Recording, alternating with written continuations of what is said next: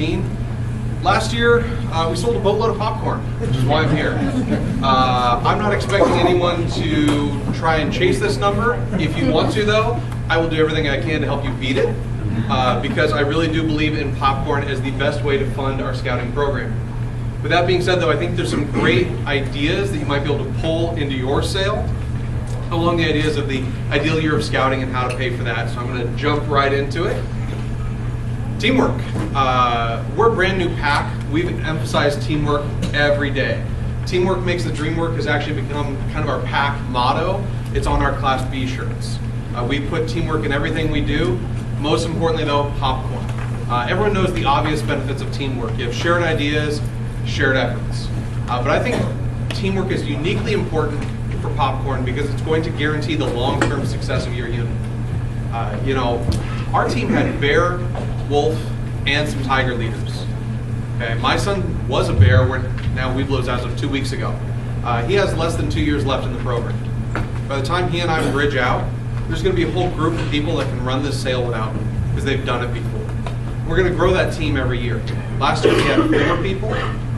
This year we already have 9 people on the team. And the idea is that we keep, giving people limited roles so it's not too scary, but we bring them on and they learn more and more. So when we're gone, the sale continues. 20 years from now, because that knowledge is passed down year after year, the sale continues. And not only that, Jared's right, we were pretty crazy up front.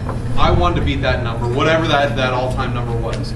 But I had no clue we were going to hit 190,000. That was a matter of our team working together and just having fun.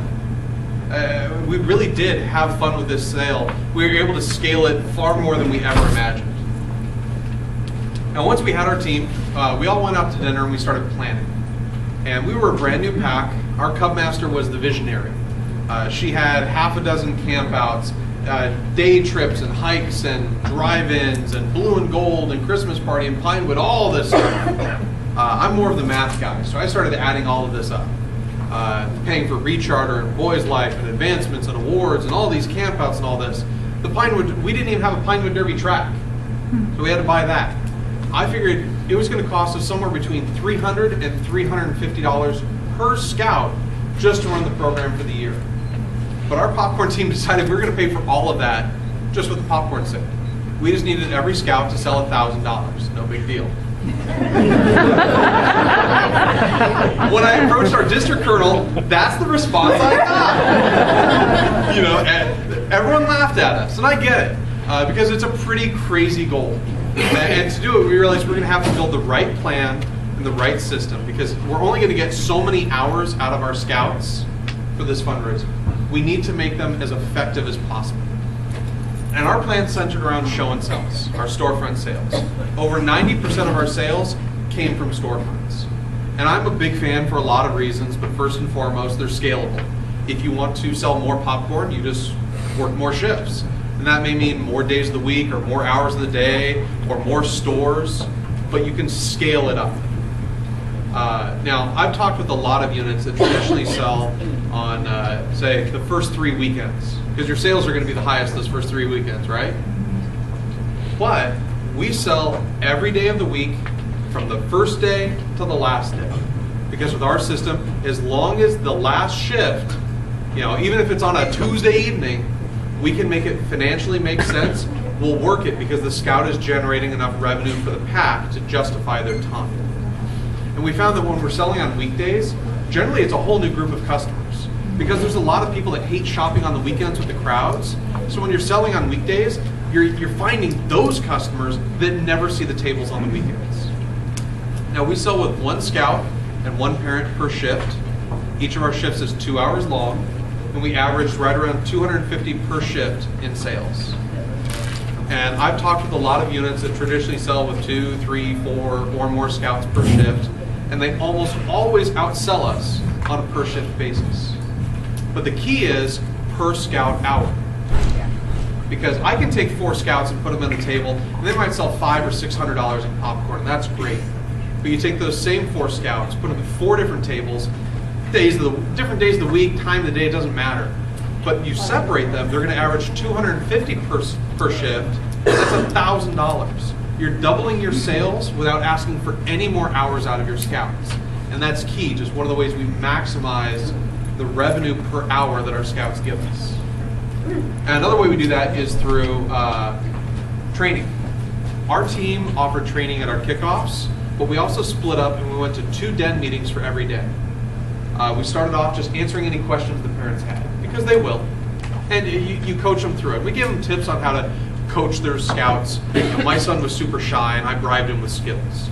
You know, hey, if you stick to your script for 3 customers in a row, you get a Skittle.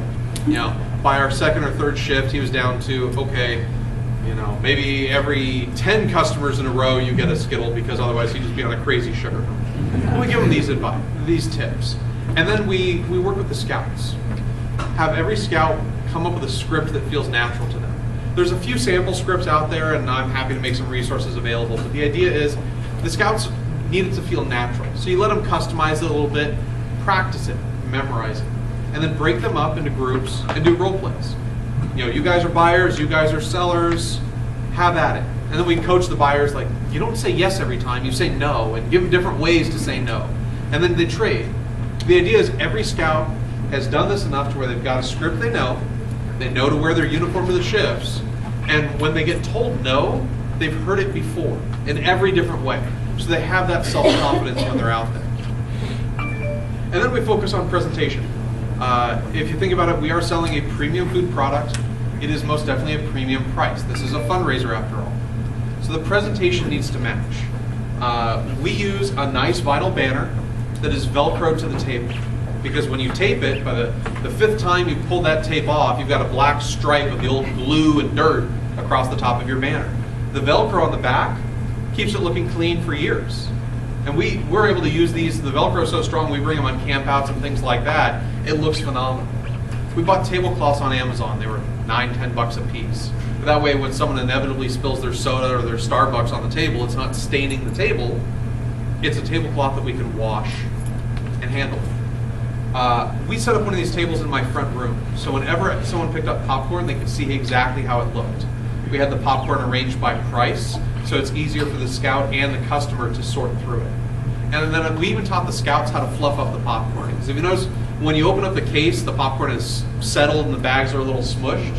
We fluff it up. It's nice and pretty. We even use the microwavable boxes there as a backdrop, so that way instead of the popcorn laying down on its back, it's standing up facing the customer. Because you want them to see the pictures. It's got pictures of the popcorn, it's got pictures of the scouts. It's reinforcing that yummy popcorn, supporting scouts the whole way through. It looks nice. And then we actually took our council's take order sheet, laminated it, and put it on the table. Not to take orders, but because on the back they had pictures of the popcorn and the prices.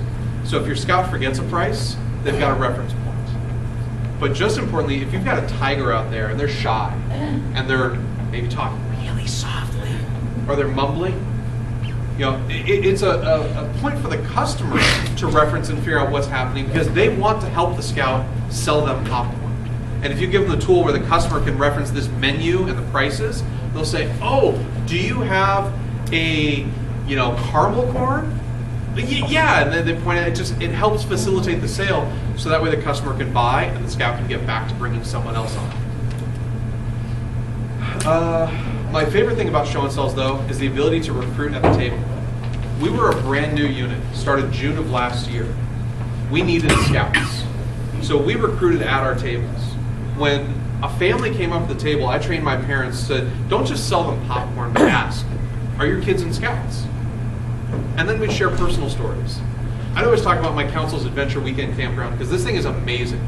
They rent out the regional park during the sheriff's rodeo. So you can go to the rodeo, which is cool, but they have BB gun ranges, archery ranges. There's a lake there. They bring out a trailer load of canoes, so you can go canoeing on the lake. And then they have this big rock climbing thing they set up. That sounds like a ton of fun, doesn't it? Yeah, it does! This is March Air Force Base. We actually delivered our military donation popcorn for our entire council to March Air Force Base there. But the idea is, you talk about how fun scouting is, and then follow up, would you guys like to join? We have a clipboard on the table. We hand it to them. Simply collect their name, phone number, and email address. If that's too much for them, that's okay. We have a stack of flyers there too. So we can hand them a flyer and say, hey, call us whenever you're ready. Now these clipboards would come back to me every night. I'd scan them in and send them to our new member coordinator. He'd give them a call the next morning and bring them into our pack. If the boy was too old, we'd refer them to our troop. If they were from outside our area, maybe they're just visiting friends or family, we'd refer them to our district member coordinator, who'd find them a unit wherever they lived. The idea is, though, that we are selling scouting in this. So when we're selling popcorn, we're also bringing in new recruits. We brought in a ton of kids through our tables. Now, we conveyed all of this and had to get the scouts and the parents excited. They had to want to sell popcorn. So our first step there was coming up with our own prize program. We opted out of our council system, came up with our own. And we spent way more money than our council gave us. And what we did there, the main reason, is because we had that $1,000 goal per scout. I didn't want to offer a prize below that $1,000 level because I don't want to offer a kid a reward for not meeting their goal. And what we found is the prizes we are eliminating tend to be the smaller ones that don't generate a lot of excitement in the first place, but they cost money. So we were able to take that money that we saved and spend on bigger prizes at the higher levels. And our prize system is tiered. So at the lowest level of $1,000 in sales, we're spending 4% of their sales on their prizes. But we went just over 10% of their sales if they hit 10,000 or more. So we keep knocking it up. And we can do that because once they've sold $1,000, they've paid for their entire program for the year. So everything they sell beyond that is just bonus money for the pack. We're able to offer larger prizes because it's not cutting into our actual budget. Excuse me. Now, I also know not every kid's going to be motivated purely by an Xbox. Some kids are just driven differently. Some kids like to just be the best, be recognized for that. So we came up with a top seller program where a kid can be identified, earn the title of top seller, and get that recognition. And then we also had a pie face competition. Has anyone ever done a pie face type deal? I see some hands. All right. So what we did, for every $1,000 in popcorn a scout sells, again, starting at that goal level, they earn one pie to pie face a leader. Every $1,000, you get another pie. But then we also came up with fun ways to earn bonus pies, because we want to keep it fun the whole way through. So if you sell the most popcorn opening weekend, you have the most military donations, one of the top 2 in your den, whatever, we come up with new ways to generate excitement and earn bonus pies. Now last November, those kids hit us with over 230 whipped cream pies. It was a massacre. It was ridiculous. We had to go to Costco for the whipped cream. It was 72 of the giant ready whipped cans and a big old case of tins. It cost us $186. But at the end of the day, the scouts loved it. And to this day, I still have scouts plotting. And if I corrected someone, he's like, all right, I'm going to sell that much more popcorn because it's one more pie that I'm going to hit you with. And I've got a couple of scouts that are actually keeping lists of how much they need to sell because they need so many pies for that leader and so many pies for that leader. It's incredible. Now, the incredible thing is, for $186, not only did we cap our fundraiser with this awesome event that generated so much excitement, but the excitement's carried over into the next year, where they're setting goals based on that pie face deal. Now, we convey all of this to our scouts and their parents at our kickoff, which we break up into 3 parts. I view it as kind of a story. Now, during the first part, we have the scouts and the parents in the same room. We go over a quick overview of the fundraiser. These are the dates, these are the products, the prices. All that stuff is going to get emailed to them anyway. It's kind of boring. So we get through it as quickly as we can. And then we get into the fun stuff. And I start talking about the top seller recognition, the pie face competition, and then prizes. And once the prize sheet pops up on the screen and kids start seeing Disneyland and Xbox and a bike, I have kids literally jumping out of their seats with excitement. Oh, I want this, I want this. And now the parents in the back of the room can't hear me anymore and they're getting annoyed, but this is exactly what you want. You want the excitement. So that starts our phase 2. We ask all the scouts to stand up and follow our Cub Masters out of the room. They go outside. On their way out, every scout gets a copy of that prize sheet. Once they're out there, the Cub Masters had set up a couple of cheesy little popcorn games. Some were just relay races and some where they practice their scripts or what have you. The idea is they're out there and they're having fun, and it's about popcorn and some sort of theme, but they're holding that prize sheet.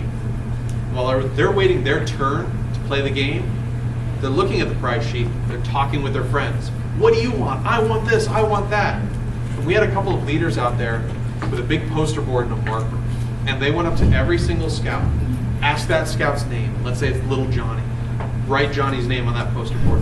What's your goal? And he'd say, oh, I want that bike. I said, that's a great goal. That is a really cool bike. It's going to take you about 11 popcorn shifts to earn that bike. Because we want to immediately associate the prize with the expected effort to earn it. Because if you don't, 2 weeks later when the sales start, they're just expecting the prize to happen without any effort. And when it doesn't happen, they just give up because it's not going to happen. You immediately associate the plan. It's going to take you 11 shifts to earn that bike. And the information I had as a leader, when I'm 4, 5, 6 weeks into the sale, and I look at my schedule for this weekend, and I have a couple empty shifts where I need someone to fill this, I'm going to look at my sales and say, oh, man, little Johnny sold 2,200 in popcorn. I'm going to email the parents and say, hey, he's doing great. He sold 2,200 in popcorn. He's on his way to hit that goal and get the bike. He just needs to work about 2 more shifts, and when you know it, we have 2 shifts open this weekend. Why don't you guys hop on the schedule and book those shifts? You know, that process not only helps fill your schedule, but it keeps everyone on track to hit their goal. And throughout this, we also emphasize that Trails End scholarship for scouts that sell 2,500 or more, because all these scouts are reaching for the stars. They pick big goals. Focus, double that up with the scholarship. At the end of the day last year, we actually had 30 scouts sell 2,500 or more, get a really, really cool prize, and start their scholarship. Now, while the scouts are outside getting excited and all this, I was still inside with the parents. And I was explaining some of the details of how we were going to run the fundraiser, but the most important part there was the Q&A, because inevitably some parents have had some sort of negative experience with a fundraiser. They're going to have tough questions when you set high standards, $1,000 in sales. So I was ready for those questions. My goal here is simply to earn their buy-in so they believe in the fundraiser. I'll talk more on that in a couple minutes. Now phase 3. I've convinced parents that popcorn's the greatest thing since sliced bread. The kids are really excited. We bring them all back in the same room, go sit with mom and dad. We want to take all of this positivity and bottle it up into a bigger commitment. Because even though we had this crazy goal of $1,000 a scout, I actually want to push them to do more. Because I thought that we could average closer to $2,500 a scout. We did this through our top seller program. Now, if a scout signed this pledge to be a top seller, which means they're going to work 10 or more popcorn shifts, they're on track to sell 2,500, get really cool prizes and the scholarship, we would reward them with access to the better stores. Now, this is an exclusive schedule. And these stores happen to be the same ones that are maybe across the freeway and there's a lot of traffic over that bridge. It's going to take you an extra 10 minutes. We're in Southern California. It gets hot. Maybe the store faces south. There's no shade. You're going to bake in the sun all day long. We're taking these negatives that traditionally keep people from wanting to sell there. We're spinning to them as a positive. This is why you want to sell there, because no one else will. You'll sell more. And not only is it a positive, it's exclusive, because the only way you can book those shifts is if you sign this pledge. But hey guys, if you come up on stage with mom and dad and sign this pledge tonight at our kickoff, you get to pie face a leader right now. The kids just exploded. Everyone wants to be a top seller and pie face a leader right now. They all want the big prizes, and the parents are starting to think, oh yeah, this kind of all makes sense. We had 45 scouts attend our kickoff. 21 came up on stage that night with mom and dad, signed this pledge. So a whole month before our sale started, between our top sellers and our goal sellers, we had $75,000 in sales committed. It just blew us away. Now, the only way we got that to happen, though, is to get the parents to buy in. If they don't believe in it, they're not going to sign up for the shifts. They're certainly not going to sign that top seller pledge. And my first method of going after that is just talking about the character development that can happen through popcorn. Because when your scouts going door to door, they're at that table, the most common thing they're going to hear is no. And that process of asking for the sale, being told no, you still say thank you, have a nice day. You persevere through it, you put a smile on your face, you stick to your script, you ask the next customer for the sale. This process teaches these kids life lessons, skills they're going to need. You know, it's what they're going to need for job interviews, college applications, even asking someone to prom. These are the skills that you want them to have because we want them to be better than us and be tomorrow's leaders. This is not just a fundraiser. It's a fundamental part of our program. This is how we teach the kids these skills. We also take a very practical approach. We don't charge dues. And all of the Scouts activities, the campouts that I mentioned, the blue and gold, they're paid for, all through Pop. Our blue and gold catered event, free for the whole family. Pinewood Derby, we brought in 50 Costco pizzas, free for the whole family for dinner. It's a great program, and it's entirely funded by popcorn. And all we ask is 4 shifts a year. And it's important to phrase it that way, because if I actually told everyone they needed to sell $1,000 worth of popcorn, they would laugh me out of the room just like you guys tried to a minute ago. Because that's impossible. You can't sell $1,000 of popcorn for every scout. It's a crazy number. But 4 shifts, that's a definite thing. That's attainable. That's only 8 hours, and you earn a whole scouting program for the whole year? Only one fundraiser? That's a definite thing. And we honor that commitment, because I know it's going to work out. If they worked 4 shifts, they're going to hit $1,000. But if they don't, they did their best, they earned their program for the year. I'm going to have another scout that works 4 shifts and sells over $1,000. That's the nature of an average. But at the end of the day, if every scout does their 4 shifts, the entire budget is paid for the whole year. If you really want them to go the extra mile, though, you have to make it easy on them. I was in a pack previously, and they were a top-selling unit, but they used a Word document to track the schedule, and it was emailed out and editable. The colonel used an Excel sheet to manually track all the sales. I was getting emails 2, 3 in the morning, and the information was 4 or 5 days out of date. So our team did everything we could to automate all this. Our storefront schedule went on to signup.com. The parents click the link. You can see they just click that sign up button, and the shift is theirs. They can add the shift into their iPhone or Android calendar, so there's no scheduling conflicts. And it'll send them a reminder email the day before, so they're not going to forget and no-show. And then we use Square. Now, how many people here use Square? Okay, so a third-ish. Square does allow you to accept credit cards, but I'll touch on that in just a minute. It also allows you to create employee accounts for every scout. And what this does is it automates the tracking. Every sale, cash and credit that our scouts made, they logged into their own account on Square as an employee in PAC 2017, rang up all those sales. So they knew every dollar in popcorn that they'd sold in real time, and so did I. I knew my top selling scouts, best stores, best day of the week, best time of the day, everything. But I also knew which scouts were underselling. And when a scout is underperforming their peers, this is a training opportunity. So I'd reach out to the den leaders and say, hey, little Johnny's struggling with his storefront sales. Can you pull him aside at the next den meeting with a couple other scouts, practice the scripts, practice the role plays, see what we can do to help out. Square also allows you to accept credit cards. Long story short there, when people pay with a credit card, they spend more money.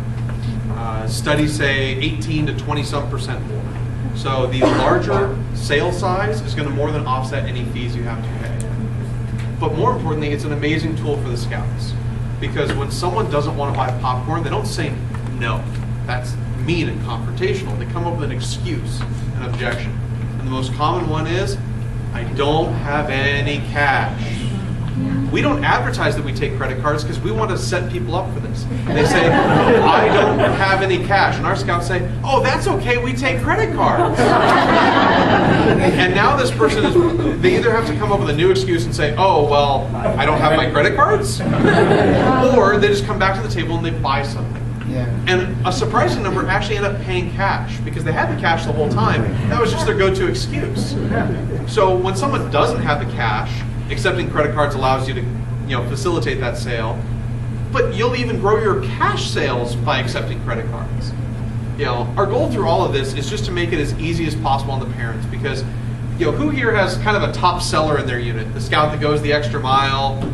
I see some hands up. The parents that go the extra mile. If you give them the tools, they'll take it further. Now, who here has kind of a group of scouts and parents that tend to do just the minimum? I see a lot more hands. We set the minimum pretty high at $1,000. So we had to make it simple. They click the sign up button 4 times. They show up to 4 shifts.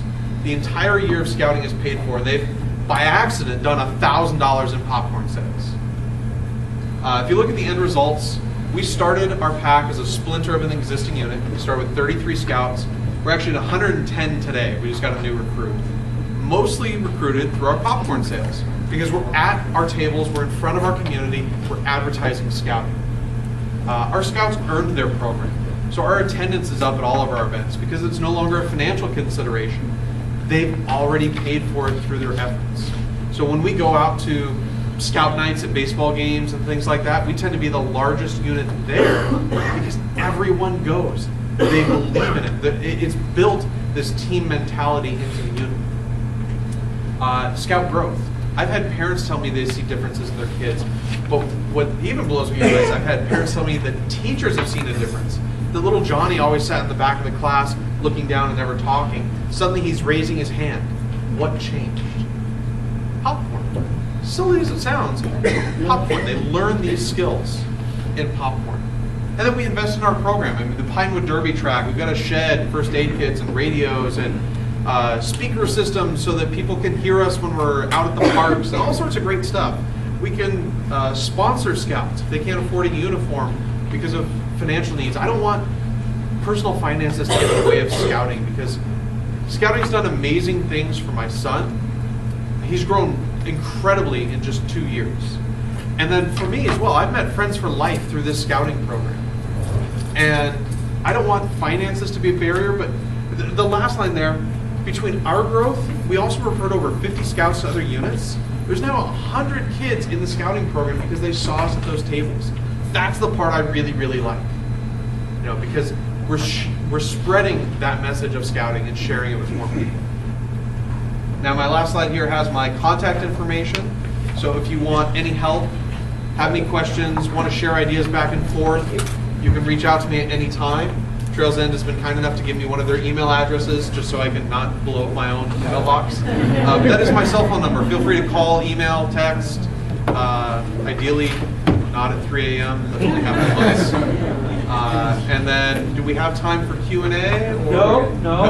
All right. No so, Q&A. Sean has graciously come to us today to speak. If you have got questions, you want to talk to him personally, catch him after the meeting. For those of you that have graciously sacrificed your Saturday morning and lunchtime, thank you for joining us. When this is over, you can go. If you've got questions, stay and ask him in person. Can I say one thing, Steve? While you're Yes. So